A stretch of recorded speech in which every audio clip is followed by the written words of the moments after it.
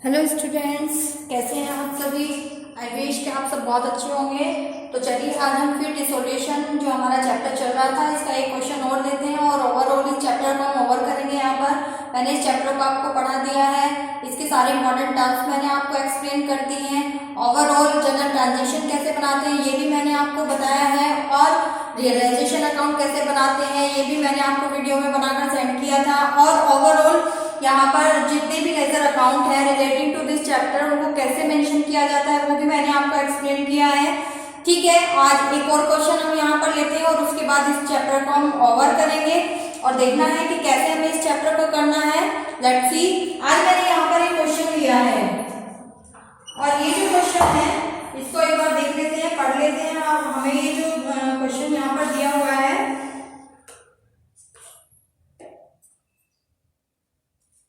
और यहाँ पर जो क्वेश्चन है वो हमें दिया हुआ है, एक सेकेंड यहाँ पर हम देख लेते हैं। हाँ, क्वेश्चन है A and B are the partner sharing profit and loss in the ratio of 2:1। At that time इनकी जो बैलेंस शीट है उसमें जो बैलेंस हमें दिए हुए हैं हम बैलेंस को भी एक बार देख लेते हैं। बैंक ओवरड्राफ्ट हमें यहाँ पर दिया हुआ है, लायबिलिटी है, रियलाइजेशन में ट्रांसफर करेंगे, जनरल रिजर्व नहीं जाएगा, IFR भी इस क्वेश्चन में हमें दिया हुआ है और एज लोन जो है वो हमें यहाँ पर गिवन है। चलिए देख लेते हैं एक बार कि कैसे कैसे हमें इसको करना है। ओवरऑल यहाँ पर आपकी बुक का जो क्वेश्चन है इसमें ए और बी पार्टनर है। ठीक है, A and B are partner, their ratio is 2:1। ठीक है, तो यहाँ पर जो हमें लायबिलिटीज दी हुई है वो दिया हुआ है। एक तो हमें बैंक ओवरड्राफ्ट, सबसे पहले हम इसको यहाँ पर क्या करते हैं ट्रांसफर कर लेते हैं और इसकी अमाउंट हमें दी हुई है यहाँ पर 30,000 और हमें इसके बाद में दिया हुआ है जनरल रिजर्व जिसको हम यहाँ ट्रांसफर नहीं करते हैं, उसको कैपिटल अकाउंट में ट्रांसफर किया जाता है। और इसके बाद में बात करते हैं यहाँ पर हमें दिया हुआ है IFR और IFR के लिए हमने आपको समझाया था कि अगर क्वेश्चन में इन्वेस्टमेंट दिया हुआ है तो IFR को भी हम कहाँ पर ट्रांसफर कर देंगे, IFR को भी हम लायबिलिटी साइड में ही ट्रांसफर करेंगे और ये अमाउंट हमें दी हुई है 20,000। ठीक है, और उसके बाद हमें एक लोन यहाँ पर दिया हुआ है, लेकिन लोन यहाँ नहीं ट्रांसफर करेंगे, उसके लिए अलग अकाउंट आपका मेंशन होगा। ठीक है, और बात करते हैं ये क्वेश्चन मैंने क्यों लिया है, क्योंकि यहाँ पर जो कैपिटल है आपके पार्टनर्स की वो ए की कैपिटल तो लायबिलिटी साइड यानी क्रेडिट बैलेंस दिया हुआ है और बी की जो कैपिटल है वो डेबिट बैलेंस हमें यहाँ पर दिया हुआ है। तो देखना है कि कैसे हम इसको करेंगे। ठीक है, अब हम बात करते हैं एसेट्स को ट्रांसफर करने की। एसेट्स को ट्रांसफर कर लेते हैं और एसेट्स में हमें क्या दिया हुआ है, डेब्टर्स। डेब्टर्स कितने अमाउंट से हमें यहाँ दिए हुए हैं 26,000। ठीक है, ओवरऑल और इसके बाद में हमें दिया हुआ है provision for doubtful debts. Provision for doubtful debt कहाँ पर ट्रांसफर कर देंगे हम, क्रेडिट साइड में ही इसको भी ट्रांसफर करेंगे बाय द अमाउंट ऑफ 2,000। ठीक है, और हमें क्या दिया हुआ है यहाँ पर इन्वेस्टमेंट की अमाउंट की, इसको यहाँ डेबिट साइड में रख लेते हैं। इन्वेस्टमेंट की अमाउंट हमें दी हुई है यहाँ पर 40,000 और स्टॉक कितने अमाउंट से दिया हुआ है हमें यहाँ पर 10,000 से दिया हुआ है और फर्नीचर भी हमें यहाँ दिया हुआ है 10,000 रुपीज से। ठीक है स्टूडेंट्स, वन बाय वन जितनी भी एसेट्स आपको दी हुई है उनको हमें यहाँ पर ट्रांसफर करना है। अब बिल्डिंग आ जाता है 60,000 रुपीज से। सबसे पहले तो बहुत इजी होता है कि बैलेंस शीट से पहले तो सारे बैलेंस ट्रांसफर कर लीजिए, उसके बाद जो भी एडजस्टमेंट्स दी हुई है उनको हमें यहाँ पर एडजस्ट करना होता है throughout the realisation account. ठीक है, एसेट्स हमारी रियलाइज होंगी। ठीक है, और देखते हैं यहाँ पर हमें क्या क्या दिया हुआ है क्वेश्चन में। On that date the partner decide to dissolve the firm. यहाँ पर फर्म को डिसॉल्व किया जा रहा है by the partners. At that time it took over investment as an agreed value of ₹35,000। तो जब हमारी फर्म का यहाँ पर डिसोल्यूशन हो रहा है तो हमारा जो पार्टनर्स है इन एसेट्स को अब हम यहाँ रियलाइज करेंगे और हमारा जो पार्टनर है वो इन्वेस्टमेंट की अमाउंट को जो कि कितनी दी हुई है हमें यहाँ पर 40,000। ठीक है, उसको 35,000 में क्या कर रहा है, टेक ओवर कर रहा है। ठीक है, ऐसे डेबिट साइड बैलेंस होते हैं, डेबिट में ट्रांसफर करेंगे, लेकिन जब वो रियलाइज होती है तो क्रेडिट साइड बैलेंस होते हैं, क्रेडिट साइड में उनको शो ऑफ करते हैं। तो क्या लिखेंगे यहाँ पर, बाय एज अकाउंट, और यहाँ पर ए जो है वो क्या टेक ओवर कर रहा है, इन्वेस्टमेंट की अमाउंट। कितनी अमाउंट से, यहाँ पर 35,000। ठीक है, उसके बाद में देखते हैं क्या एडजस्टमेंट हमें यहाँ दी हुई है। अदर एसेट्स वर रियलाइज एज फॉलो। अब बाकी की जितनी भी एसेट्स हैं वो कुछ इस तरह से यहाँ पर रियलाइज हो रही हैं। Debtors on full amount, debtors की जितनी भी अमाउंट थी यहाँ पर डेप्टर्स कंप्लीट अमाउंट से रियलाइज हो रहे हैं, और बाकी आपका स्टॉक फर्नीचर जो है वो दोनों ही 15 और 20% की लेस अमाउंट पर रियलाइज हो रहे हैं। बिल्डिंग जो है वो 1 लाख रुपए में सेल हो रही है। तो ओवरऑल यहाँ पर जितनी भी एसेट्स हैं वो आप पार्टनर उनको नहीं ले रहा है, थ्रू बैंक ही वो क्या हो रही है, यहाँ पर रियलाइज हो रही है। तो उनको कैसे शो ऑफ करेंगे, बाय बैंक अकाउंट। ठीक है, एसेट्स रियलाइज। तो कैसे कैसे, डेप्टर्स जो है वो हमारे फुल अमाउंट से रियलाइज हो रहे हैं, और डेप्टर की अमाउंट जो थी वो कितनी थी हमारी 26,000। ठीक है, स्टॉक और फर्नीचर दोनों जो है वो 10 और 15% के लेस अमाउंट पर रियलाइज हो रहे हैं। ठीक है, अगर मैं स्टॉक का 15% यहाँ पर कैलकुलेट करती हूँ, स्टॉक का 15% 1500 आ जाएगा लेस। चलिए यहाँ वर्किंग में भी दिखा देते हैं जरा आपको। यहाँ पर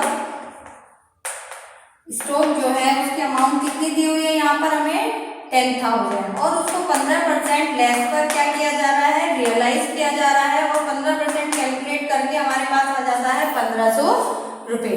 ठीक है, तो ओवरऑल स्टॉक कितने में रियलाइज हो रहा है, यहाँ पर 10,000 माइनस 15,000 इज इक्वल्स टू आ जाता है आपका 8,500। ठीक है, तो स्टॉक की अमाउंट लिख लेते हैं यहाँ पर 8,500। सेम एज यहाँ पर आपका जो फर्नीचर की अमाउंट है वो 20% लेस पर यहाँ पर रियलाइज हो रही है, is equals to 2,000। Same as इसी तरह से 10,000 माइनस 2,000, तो फर्नीचर से हमें कितनी अमाउंट रियलाइज हो रही है, 8,000। ठीक है, 8,000 यहाँ पर फर्नीचर से हमें अमाउंट रियलाइज हो रही है। अब बात करते हैं बिल्डिंग के लिए भी कुछ कहा था। अब बिल्डिंग के लिए क्या कहा था हमें कि बिल्डिंग जो है वो by the amount of 1 lakh, building जो है वो 1 लाख के अमाउंट से क्या हो रही है आपकी यहाँ पर रियलाइज हो रही है। ठीक है, और ओवरऑल जितनी भी एसेट्स थी यहाँ पर रियलाइज हो गई हैं।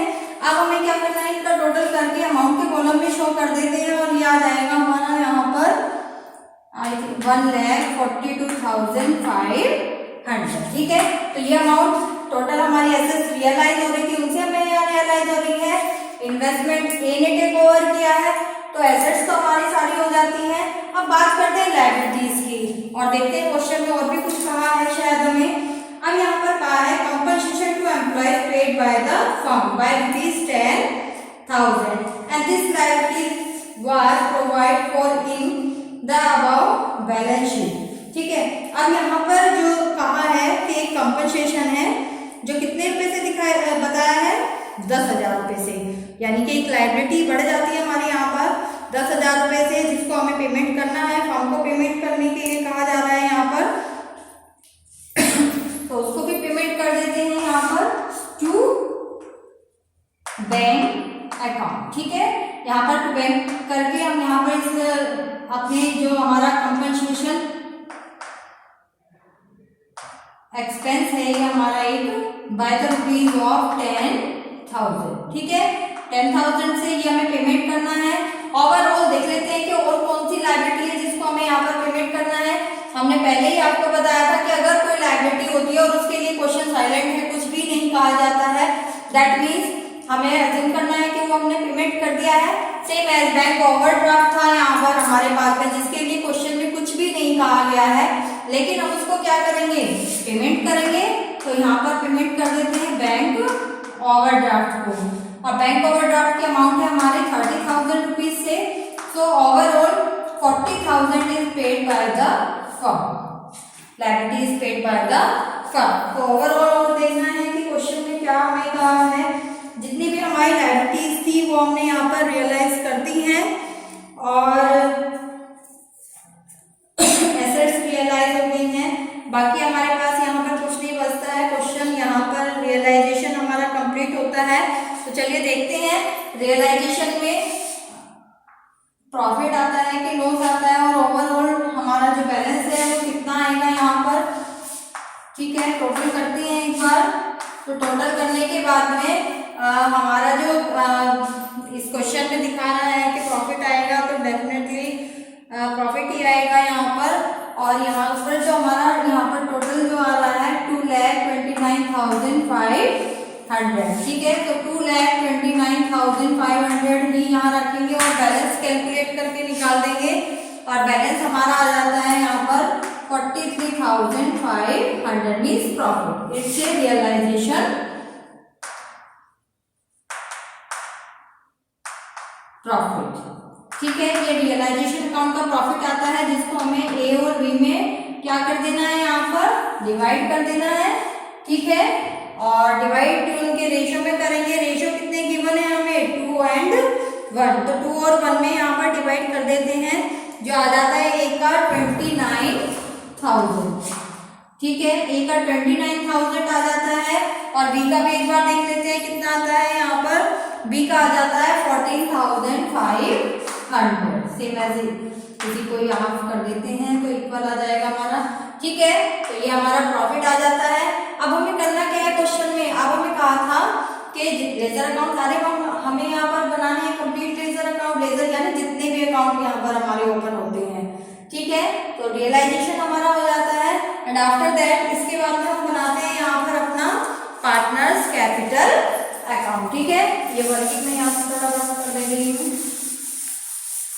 पार्टनर का कैपिटल अकाउंट हम यहाँ पर बनाएंगे, उसके लिए फॉर्मेट मेंशन कर लेते हैं एक बार।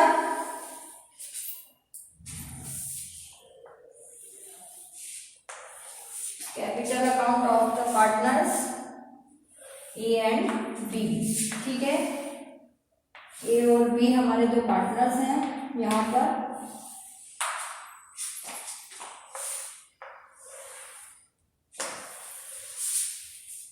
ये हमने बना दिया है फॉर्मेट पार्टनर्स कैपिटल अकाउंट। ठीक है, ये पर्टिकुलर हो जाता है हमारा A and B, same as particular A and B. तो अब देखना है ओवरऑल क्वेश्चन में कैपिटल से रिलेटेड क्या इंफॉर्मेशन थी हमें, कि हमारा जो पार्टनर ए है, ठीक है, ए का क्रेडिट साइड बैलेंस दिया हुआ है कैपिटल का, और बी का डेबिट साइड बैलेंस दिया हुआ है, यानी कि नेगेटिव बैलेंस ऑफ कैपिटल। ठीक है, तो हमने बताया था जब हमारी कैपिटल फ्लक्चुएटिंग होती है, मे बी पॉसिबल हमारा फिक्स तो रहता है नहीं है, वो डेबिट भी हो सकता है और क्रेडिट भी हो सकता है। ठीक है, तो कैसे इसको शो ऑफ करेंगे, बाय बैलेंस बीडी। ठीक है, तो ए की अमाउंट जो थी वो देख लेते हैं एक बार, कितनी दी हुई थी हमें यहाँ पर 50,000। इस कैपिटल इज 50,000 एंड बीस कैपिटल को भी अब हम इधर ले आते हैं, टू बैलेंस करके इसको शो ऑफ करेंगे। बी की कैपिटल हमें दी हुई है 30,000। ठीक है, अब हमें क्या करना है, रियलाइजेशन के प्रॉफिट को ट्रांसफर कर देते हैं बाय रियलाइजेशन प्रॉफिट। ठीक है, तो कितना आया था हमारा, ए का आया था 29,000 और बी का आया था 14,500। ठीक है, तो ये हमारा हो जाता है प्रॉफिट वहां पर ट्रांसफर। ओवरऑल अब देखना है पार्टनर से रिलेटिंग कौन कौन सी ट्रांजेक्शन है जो हमारी आ जाएंगी। अगर बैलेंस शीट की बात करें, बैलेंस शीट में जनरल रिजर्व हमें यहाँ पर दिया हुआ था। ठीक है, और जनरल रिजर्व की अमाउंट हमें 56,000 यहाँ पर दी हुई है, जिसको हमें 2 और 1 की रेशियो में डिवाइड करना है between the partners, so bye general reserve. ठीक है, तो 2 और 1 के रेशियो में इसको डिवाइड कर देते हैं, जिसकी अमाउंट हमारी यहाँ पर आ जाती है निकालकर 37,333। 37,333 हमारा ए का आ जाता है, और बी का भी हम देख लेते हैं एक बार कितना आ रहा है, 18,667। ये हमारा बी का जनरल रिजर्व का शेयर ऑफ जनरल रिजर्व आ जाता है यहाँ पर। ओवरऑल अब देखना है कि हमें क्या करना है यहाँ पर, तो जितने बैलेंस थे ये हमारे यहाँ पर ट्रांसफर हो गए हैं, लेकिन रियलाइजेशन में एक ट्रांजेक्शन पार्टनर्स के नाम से आई थी हमारी।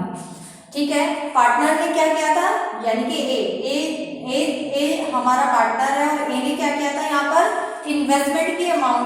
इन्वेस्टमेंट को टेक ओवर किया था। तो ओवरऑल यहाँ पर हमने ए के नाम से उसको शो ऑफ किया था, और जिस अमाउंट को यहाँ पर ए ने लिया है उसको यहाँ से पेमेंट तो करना ही पड़ेगा उसके अमाउंट को, तो उनके अमाउंट में डेबिट कर देते हैं यहाँ पर। तो टू रियलाइजेशन ब्रैकेट में कर देते हैं इन्वेस्टमेंट, ठीक है। और किसने लिया था ये, ए ने, तो सॉरी कितनी अमाउंट थी यहाँ पर 35,000। तो यहाँ से इसको माइनस करना होगा हमें उनके अकाउंट से, इस अमाउंट को हम रियलाइज करेंगे। तो ये हमने यहाँ पर शो ऑफ कर दिया है।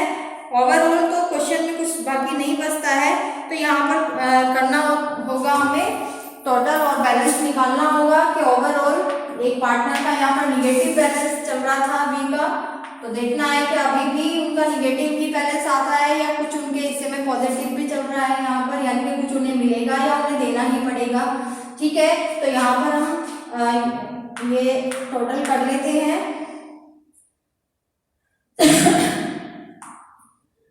ये आ जाता है हमारा 1,16,033, सेम एज यहाँ पर भी हमारा आ जाता है 33,167, ठीक है। इसी टोटल को अब हम इधर ट्रांसफर कर देते हैं 1,16,333 एंड 33,167। तो यहाँ बैलेंस निकाल देते हैं, और बैलेंस निकल ही जाएगा यहाँ पर, जिसको लिखेंगे हम टू बैंक अकाउंट, क्योंकि रियलाइजेशन में टू बैंक क्यों लिखते हैं, क्योंकि रियलाइजेशन की कंडीशन में सीधे अब हमें क्या करना होगा, जो भी बैलेंस निकलेगा पार्टनर्स को, तो हमें उसको पेमेंट करना है, ठीक है। तो पेमेंट कर देते हैं थ्रूआउट द बैंक अकाउंट। कितना आएगा चलिए देख लेते हैं, 333 और 1 यहाँ पर आ जाता है, और ये आ जाएगा हमारा 8133 एंड 81,333, और ये आ जाता है हमारा यहाँ पर 3,167, यानी कि बी का कैपिटल का तो निगेटिव बैलेंस था, लेकिन फिर भी ओवरऑल सारे बैलेंस उनके अकाउंट में ट्रांसफर होने के बाद में फिर भी उनका बैलेंस निकल जाता है 3,167, क्रेडिट बैलेंस ही उनका बचता है। तो ये तो था पार्टनर का कैपिटल अकाउंट, और हमें क्या कहा था इस क्वेश्चन में बनाने के लिए, बैंक अकाउंट, ठीक है। अब बैंक अकाउंट का ही फॉर्मेट बना लेते हैं यहाँ पर, बैंक अकाउंट टी शेप बनाएंगे, ठीक है। और बैंक सिग्नल एसेट, और एसेट साइड में बैलेंस मिलेगा हमें इसका। कोई भी अकाउंट मेंशन करते हैं तो सबसे पहले उसका बैलेंस ही रखना होता है, और bank is a debit balance, तो डेबिट साइड में हम यहाँ पर बैंक का बैलेंस लिखेंगे टू बैलेंस बीडी, और देखते हैं कि क्वेश्चन में बैलेंस जो है बैंक का कितना दिया हुआ है, इट्स बाय 10,000, ये 10,000 रुपये से हमें बैंक का बैलेंस यहाँ पर गिवन है। ओवरऑल यहाँ पर हमें कैश का भी बैलेंस दिया हुआ है, सो टू कैश अकाउंट, जो कि 6,000 रुपीज से हमें यहाँ पर गिवन है। अब बात करते हैं कि और कौन कौन से बैलेंस हैं जो बैंक अकाउंट में हमारे जाने वाले हैं। तो एक तो यही वाला बैलेंस हमारे यहाँ पर ट्रांसफर हो जाता है, तो इसी को ही लिख लेते हैं जरा, बाय इज कैपिटल अकाउंट और बाय बीज कैपिटल अकाउंट, ठीक है। तो सबसे पहले हम इसी बैलेंस को यहाँ पर ट्रांसफर करते हैं, जो आ जाता है हमारा 81,333, सेम एज बी का आता है 31,067। तो एक तो बैंक की ट्रांजेक्शन ये चली जाती है, और बाकी यहाँ पर हमारा एक रियलाइजेशन में ये वाला अमाउंट था जो थ्रूआउट बैंक हमें रियलाइज हो रहा था, तो इसको कहाँ पर ट्रांसफर करेंगे, now it is in credit side, so it's transfer to the debit side of the bank account. तो इसको क्या लिखेंगे, टू रियलाइजेशन। रियलाइजेशन क्यों लिख रहे हैं, क्योंकि इसको हम रियलाइजेशन से लेकर आ रहे हैं, ठीक है। कितनी अमाउंट है इनकी, टोटल अमाउंट है 1,42,500, सेम एज रियलाइजेशन की डेबिट साइड में भी बैंक की ट्रांजेक्शन है आपकी एक, ठीक है, जो कितनी अमाउंट से थी आपकी ओवरऑल, एक तो कंपनसेशन पेमेंट हो रहा था, दूसरा बैंक ओवरड्राफ्ट था यहाँ पर 10,000 रुपये से था, इसको लिख देते हैं यहाँ पर बाय रियलाइजेशन अकाउंट, ठीक है। जो कितना अमाउंट से था हमारा 40,000, ये 40,000 यहाँ पर आ जाता है। तो ओवरऑल बैंक का जो बैलेंस है हमारा वो इक्वल होना चाहिए और देखना है कि ये हमारा इक्वल हो रहा है कि नहीं हो रहा है। तो ओवरऑल मैंने सारे बैलेंस रख दिए, लेकिन अभी एक बैलेंस और रह जाता है, वो है हमारा एज लोन, ठीक है। ए का जो लोन है वो कितना दिया हुआ है हमें यहाँ पर, इट्स 34,000, तो इसको भी पेमेंट करना होगा हमें। सो बाय एज लोन जो कितना दिया हुआ है 34,000, ठीक है। तो ओवरऑल हमारा जो बैंक का बैलेंस अकाउंट है वो इक्वल हो जाएगा और इसको हम यहाँ पर क्लोज कर देते हैं। और इसका बैलेंस देखना है दोनों साइड इक्वल आ रही है कि नहीं आ रही है, विश के लिए इक्वल ही आएगा हमारा। तो आ जाता है यहाँ पर 5,0,0,8,5 and 1, ठीक है। तो 1,58,500। सेम एज क्रेडिट साइड भी चेक करते हैं, ये भी हमारा आएगा 1,58,500। तो ये बैंक अकाउंट हमारा कंप्लीट होता है यहाँ पर। तो इस तरह से हमें रियलाइजेशन के सारे अकाउंट मेंशन करने होते हैं। तो 1 by 1 it's not very difficult, अगर आप थोड़ा सा फोकस करेंगे तो आसानी से आप इसको कर सकते हैं, ठीक है स्टूडेंट्स। अगर कोई प्रॉब्लम आएगी तो आप मुझसे पूछ सकते हैं और कॉल भी कर सकते हैं, मैसेज कर सकते हैं। आई विश के लिए आपको समझ आ गया होगा क्वेश्चन और आप खुद से प्रैक्टिस करेंगे 1-2 क्वेश्चन करने की, और इसी के साथ अब हम इस चैप्टर को कवर करेंगे और नेक्स्ट चैप्टर अपना लेंगे। Thank you, have a good day.